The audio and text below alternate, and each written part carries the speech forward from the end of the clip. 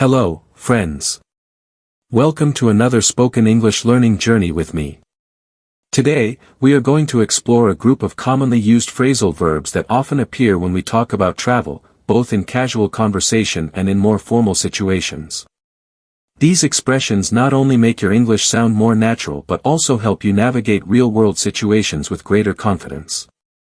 Whether you're planning your first trip abroad, preparing for an international move, or just want to better understand travel dialogues in movies and shows, this lesson will offer you practical insights into how native speakers actually communicate. Now let's dive into these phrasal verbs by imagining yourself going on a trip from the moment you pack your bags to the moment you land in another country. Let's begin with the expression to take off. This phrasal verb can be used in many ways depending on the context. The first and most common usage relates to air travel. When we say that a plane takes off, we mean it is leaving the ground and beginning its flight. For example, you might hear someone at the airport say, "I hope our flight takes off on time." It means they're hoping for a punctual departure without any delays. But that's not the only way we use take off. Think about this: you get home after a long day, or you enter security at the airport. What's the first thing they tell you to do? Take off your shoes. That's another very literal and physical use of the phrase. You can take off your shoes, take off your jacket, or even take off your glasses. Each time, you're simply removing something you're wearing. But take off can also be used in a figurative way. Imagine a small business that suddenly becomes very successful. You might say, "Their business really took off last year." It means it suddenly became popular or started growing rapidly. It's a great way to describe something that gains momentum quickly.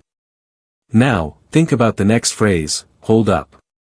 At first, it might sound a bit confusing because this one has several meanings. If you're standing at the airport and your flight is delayed, you might hear an announcement saying the flight has been held up due to weather conditions. In this context, hold up means to delay or stop progress temporarily. But if you're in a classroom or attending a seminar, your teacher might say, "Please hold up your hand if you have any questions." In this case, it simply means raise your hand so that the teacher can see you want to speak. Then there's the more dramatic version.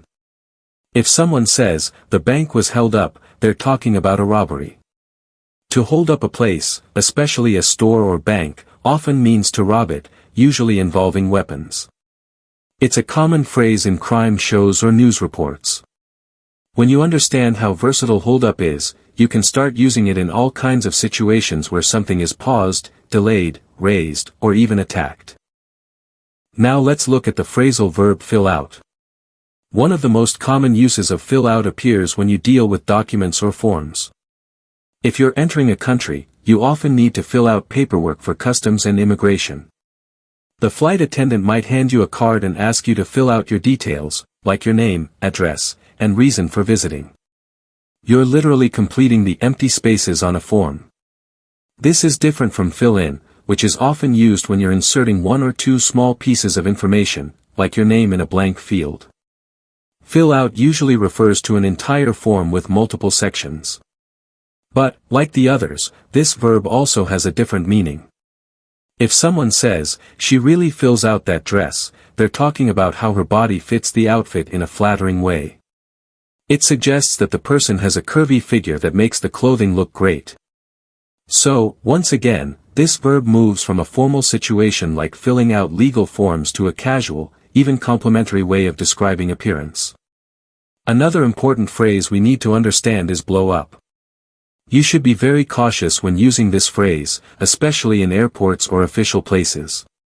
If someone talks about blowing something up in an airport, it's not taken lightly, even if it's just a joke. Authorities may question you or take serious action. It's because the phrase blow up, when used literally, means to cause an explosion.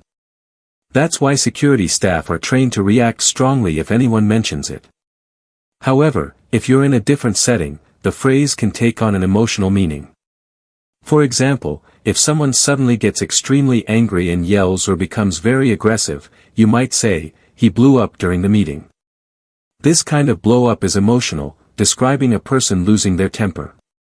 It often happens when someone has been holding in frustration and then suddenly lets it all out. You might also hear someone say, she blew up at her brother for not picking her up from the airport. That means she became furious and possibly yelled or argued with him. There's another use in media. If a video or post suddenly becomes popular and reaches millions of views or likes, we might say, that post blew up on social media. In this sense, it describes something that went viral or became instantly famous. So again, we see how the same phrase can carry a dangerous, emotional, or even exciting meaning depending on where and how you use it. As we continue exploring these verbs, I encourage you to think about how flexible English can be. Phrasal verbs, though often tricky for learners, are like keys that open many doors of expression. They allow you to speak in a way that is closer to how native speakers naturally communicate.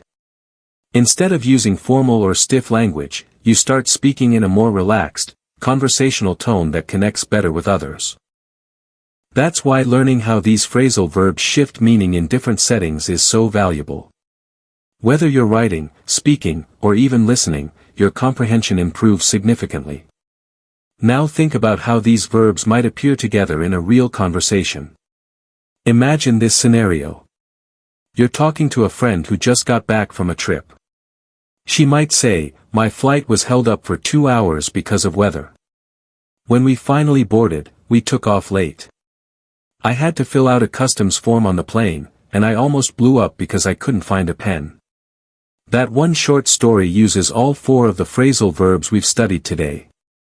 This shows you how they naturally fit into a real situation and how common they are in everyday English.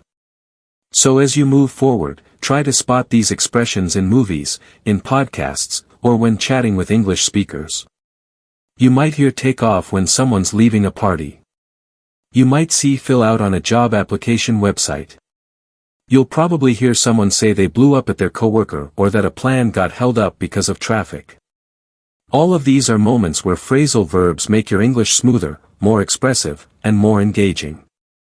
Now that you understand the deeper meanings and uses of take off, hold up, fill out, and blow up, I encourage you to make your own sentences, practice out loud, and even act out some of the examples. This kind of active learning is powerful and helps you remember how to use these verbs naturally when you're speaking in real conversations. Thanks for being here, and keep practicing. You're doing great, and every new phrase you learn brings you one step closer to fluency. Keep up the good work, and I'll talk to you again very soon.